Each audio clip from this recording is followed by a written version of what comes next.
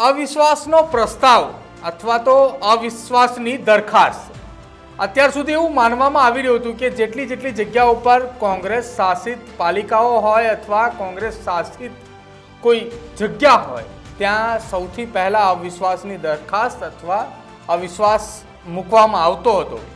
આવું અવારનવાર સાંભળ્યું છે કે કોંગ્રેસની પાલિકાની અંદર સત્તા હોય અથવા તાલુકા પંચાયતની અંદર સત્તા હોય તો અવિશ્વાસની દરખાસ્ત મુકાતી હતી।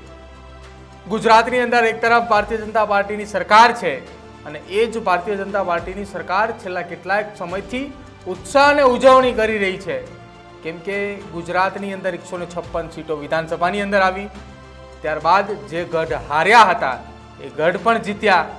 અને તમામ ઉજવણીની વચ્ચે હવે અમરેલી નગરપાલિકાના પ્રમુખ સામે અવિશ્વાસની દરખાસ્ત મૂકવામાં આવી છે।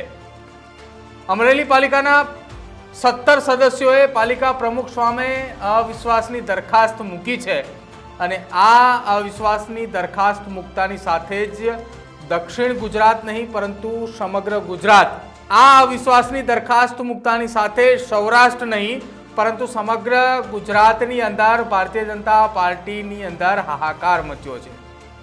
ભાજપ શાસિત પાલિકાની અંદર પ્રમુખ બિપિન લીંબાણી સામે અવિશ્વાસની દરખાસ્ત જેવી સામે આવી અને જેવાએ 17 જેટલા સદસ્યો ત્યાં પહોંચ્યા અને પહોંચતાની સાથે તમામ લોકોએ જ્યારે કહ્યું કે અમે અમારા પ્રમુખ સામે બિપિન લીંબાણી સામે અવિશ્વાસની દરખાસ્ત મૂકી રહ્યા છીએ, ત્યારે સૌરાષ્ટ્રની અંદર ભાજપમાં પડકો જોવા મળ્યો। હજુ થોડા દિવસ પહેલા જ સૌરાષ્ટ્રની અંદર ચિંતન શિબિરનું આયોજન કરવામાં આવ્યું હતું અને જે જગ્યા ઉપર ચિંતન શિબિરનું આયોજન કરવામાં આવ્યું તેના બાજુના જ જિલ્લાની અંદર અવિશ્વાસની દરખાસ્ત આપવામાં આવી। આ અવિશ્વાસની દરખાસ્ત જે છે તે અમરેલી પાલિકાના ચીફ ઓફિસર અને અમરેલી કલેક્ટરને લેખિતમાં જે છે તે મૂકવામાં આવી છે, એટલે કે એક સાથે 17 જેટલા જિલ્લા પંચાયતના સદસ્યોએ અવિશ્વાસ દરખાસ્ત મૂકી છે। ગત 17 ઓક્ટોબરના રોજ પાલિકાએ બોલાવેલી જનરલ સભા ફરી ના બોલાવતા હોવાને લઈને પાલિકાના સદસ્યો એ સામસામે આવ્યા છે। ભાજપ શાસિત અમરેલી પાલિકાના રાજકારણની અંદર હાલ તો એ ગરમાવો જોવા મળી રહ્યો છે અને પ્રમુખ સામેની અવિશ્વાસની દરખાસ્ત સામે આવતાને લઈને જ અમરેલી સહિત ગુજરાતના રાજકારણની અંદર એક ખળભળાટ મચી ઉઠ્યો છે કે એવી તો શું ઘટના બની કે જેના કારણે અવિશ્વાસની દરખાસ્ત એ ભાજપ શાસિત નગરપાલિકાની અંદર સામે આવી। પૂર્વ પ્રમુખ નગરપાલિકાના કાળુભાઈ પાનસુરિયા જે છે કે જેમને આગળ વધી અને તેમની સાથે રહીને તમામ સદસ્યોએ સાથે રહીને અવિશ્વાસની દરખાસ્ત મૂકી હતી। શું કંઈ કહી રહ્યા છે કાળુભાઈ પાનસુરિયા એ પણ સાંભળો। અમારો કાર્યક્રમ ગત નગરપાલિકાનું બોર્ડ જે 17/10 બોલાવેલું હતું તે એક દિવસ અગાઉ કોઈ કારણ આપ્યા વગર બે ગેરબંધારણીય રીતે મુલતવી રાખવામાં આવ્યું હતું, જેથી કરીને એને ખ્યાલ હતો કે બોર્ડ લઘુમતીમાં છે, સભ્યોનો વિરોધ હતો, એને ખ્યાલ આવતા બોર્ડ એક દિવસ અગાઉ જ મુલતવી રાખી અને એક તો નિયમ અનુસાર તરત જ અઠવાડિયાની અંદર બોર્ડ બોલાવવું જોઈએ, એ બોર્ડ એને આજ દિન સુધી એટલે 1-1.5 મહિના સુધી બોલાવેલ નથી। તો વગર ફક્ત કારોબારીની સંબંધથી પોતપોતાની રીતે મનસ્વી રીતે જે વહીવટ ચાલુ છે એ અમારા સભ્યોનો તમામ સભ્યોનો વિરોધ છે। આજે અમે લેટર કલેક્ટર શ્રી અમરેલીને દેવા આવ્યા હતા, ચીફ ઓફિસર શ્રી અમરેલીને પણ અમે આપેલો છે અને આવતીકાલે અમે પ્રાદેશિક કમિશનર ભાવનગરને પણ અમે આપવા જઈ રહ્યા છીએ। આવશ્યક સિવાય કોઈ ખર્ચ કરવો નહીં।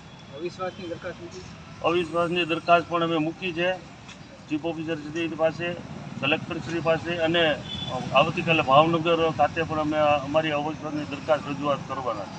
અમારો કાર્યક્રમ ગત નગરપાલિકાનું બોર્ડ જે 17/10 બોલાવેલું હતું તે એક દિવસ અગાઉ કોઈ કારણ આપ્યા વગર બે ગેરબંધારણીય રીતે મુલતવી રાખવામાં આવ્યું હતું, જેથી કરીને એને ખ્યાલ હતો કે બોર્ડ લઘુમતીમાં છે, સભ્યોનો વિરોધ હતો, એને ખ્યાલ આવતા બોર્ડ એક દિવસ અગાઉ જ મુલતવી રાખી અને એક તો નિયમ અનુસાર તરત જ અઠવાડિયાની અંદર બોર્ડ બોલાવવું જોઈએ, એ બોર્ડ એને આજ દિન સુધી એટલે 1-1.5 મહિના સુધી બોલાવેલ નથી। તો વગર ફક્ત કારોબારીની સંબંધથી પોતપોતાની રીતે મનસ્વી રીતે જે વહીવટ ચાલુ છે એ અમારા સભ્યોનો તમામ સભ્યોનો વિરોધ છે. આજે અમે લેટર કલેક્ટર શ્રી અમરેલીને દેવા આવ્યા હતા, ચીફ ઓફિસર શ્રી અમરેલીને પણ અમે આપેલો છે અને આવતીકાલે અમે પ્રાદેશિક કમિશનર ભાવનગરને પણ અમે આપવા જઈ રહ્યા છીએ. આવશ્યક સિવાય કોઈ ખર્ચ કરવો નહીં. અવિશ્વાસની દરખાસ્ત પણ અમે મૂકી છે ચીફ ઓફિસર શ્રી પાસે, કલેક્ટર શ્રી પાસે, અને આવતીકાલે ભાવનગર ખાતે પણ અમે અમારી અવિશ્વાસની દરખાસ્ત રજૂઆત કરવાના છે.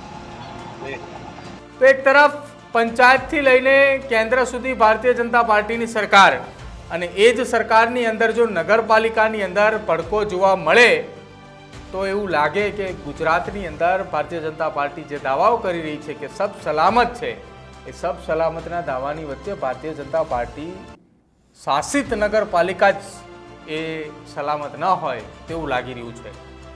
છેલ્લા કેટલાક સમયથી અમરેલી પાલિકાની અંદર એ ભડકો જોવા મળી રહ્યો હતો, પરંતુ એ ખુલીને સામો નહોતો આવતો.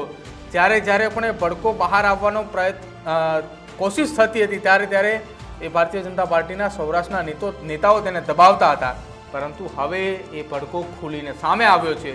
અત્યાર સુધી જે દબાયો તે દબાણો નહીં, અને હવે આ જ્યારે ખુલીને સામે આવ્યો છે ત્યારે તમામ લોકોની નજર આ અવિશ્વાસ દરખાસ્ત ઉપર છે. પ્રમુખ બિપિન લીંબાણી સામે આ અવિશ્વાસની દરખાસ્ત જે છે તેને લઈને હાલ તો સૌરાષ્ટ્રની અંદર ચર્ચાઓ ચાલી રહી છે કે એવું તો શું હશે કે જે જનરલ મિટિંગ જે બોલાવવામાં આવી હતી તે કેન્સલ કરવામાં આવીને ત્યારબાદ હજી સુધી નથી બોલાવી. ક્યાંક એવા કોઈ અણસાર અથવા ક્યાંક એવા કોઈ કૌભાંડ કે જે ખુલીને સામે આવી શકે હોય, એના કારણે જ આ પ્રકારનું કંઈક થયું હોય તેવું હાલ તો અમરેલીની અંદર ચર્ચાઓ ચાલી રહી છે. પણ જો આપ સૌરાષ્ટ્રના છો અને આપ અમરેલીના છો, તો આપને ખબર હોય કે બિપિન લીંબાણીની આ સામે અવિશ્વાસની દરખાસ્ત કેમ મુકાઈ છે, જો આપ જાણતા હોય તો કમેન્ટ બોક્સની અંદર જરૂર જણાવજો. અને અમારી ચેનલ ન્યૂઝ રૂમને આપ આજે જ લાઈક કરજો, શેર કરજો અને સબસ્ક્રાઈબ કરવાનું ભૂલતા નહીં. નમસ્કાર.